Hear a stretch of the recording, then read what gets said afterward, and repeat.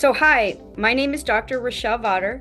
I'm a licensed mental health counselor. I'm also a naturopathic medical doctor. My outside hobbies and interests is really focusing on self-care. I like to do exercise. I like to do weight training. Overall, it's the impact of how you integrate your mind, your body, and your spirit. And to me, that is ongoing and it's a lifestyle practice. And that's something that I always bring into my therapy sessions.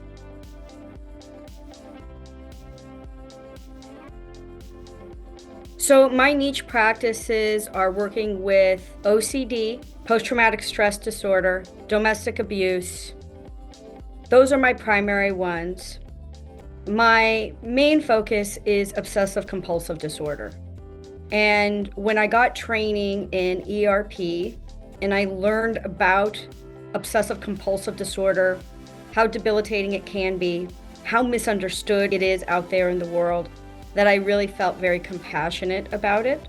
And I also felt that there are really fantastic skills that you can really utilize to change people's lives. And I've really seen that happen.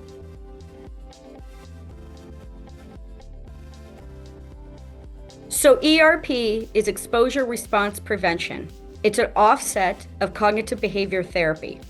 And what happens with exposure response prevention is the exposure targets the obsession, the deep underlying fear. The response prevention targets the compulsion. So thoughts, behaviors, actions, avoidance that you're utilizing in order to decrease the distress you have with the obsession. And what you do is little bit by little bit, you are exposing yourself to the fear to learn how you do not have to do the compulsion.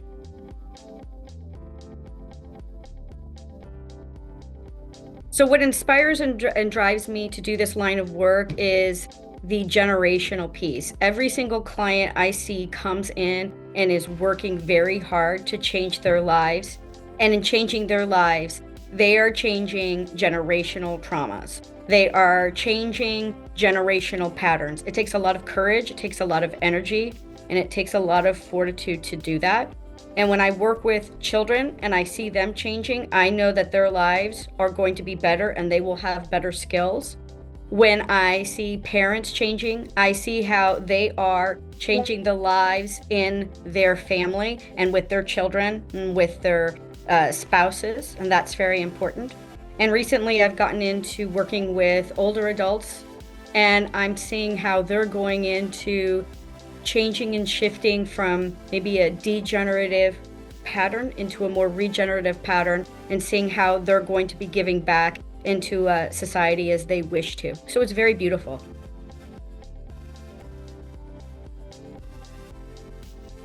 So what people can do to continue progress during therapy sessions, in particular when you're dealing with OCD and the exposure response prevention, you will be given homework that you need to be able to do between sessions.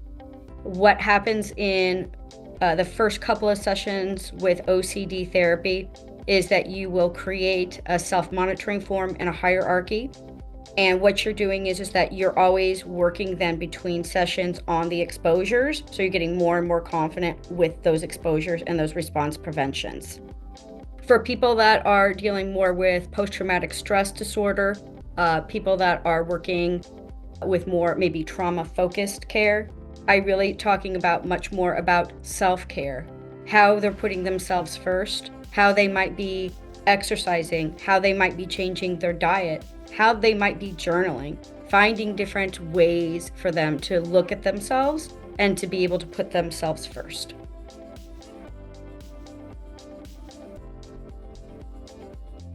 So a self-care practice that I have that I would recommend to others, for me personally, is exercise. I am somebody who is a shorter stature. I have struggled with weight. And for me, when I exercise and I monitor my food, I feel very introspective. I also start to feel very strong, and I feel in alignment with my mind and body. I do recommend that if someone is starting an exercise program and they haven't, that they should see a doctor or talk to somebody to make sure that they do it properly.